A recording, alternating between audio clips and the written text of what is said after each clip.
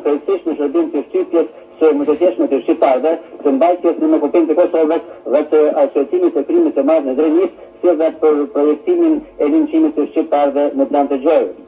Radio Prishtina dje pa ndërpres sot të serbët për të dalë në demonstrat, autobuset urban batin pa pagesë qytetarë serb nga pjesë të ndryshme të Kosovës dhe të Serbisë, madje edhe policia civil dhe mijëra refugjatë serb nga Bosnia e Kroacia të vendosur përdorimisht në Kosovë, të cilët qireshin se Kosova është serbe, se edhe Drenica është serbe dhe se edhe shqiptarët tjerë i pret fati i popullsisë së prekazit. Demonstruesit serb të trimruan nga policia rran dhe kësajtuan shumë qytetarë shqiptarë kryesisht të rinj, kurse në orët e Prishtinës në çrast ka thyer në baza kombëtare banorëve shqiptarë dhe ka thyer gjys e hyrjeve të banesave të Irfan Isufit, Shefket Jahes, Fehmi Bajramit, Shevçet Bystyqit dhe Mohamet Niçit.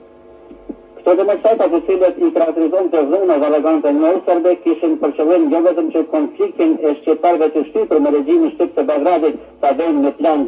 etnik, por edhe që të trimojnë serbët e Kosovës, të cilët për ditë po bindën se kanë investuar keq për arbërinë e tyre, duke mbështetur dhunën e regjimit mbi popullsinë shqiptare të Kosovës. Njëkohësisht faktorëve ndërkombëtar që janë të vendosur që forcojnë sanksionet serbisë, që bëhet presion se ja vetë populli serb nuk lejon mbesimin e Kosovës.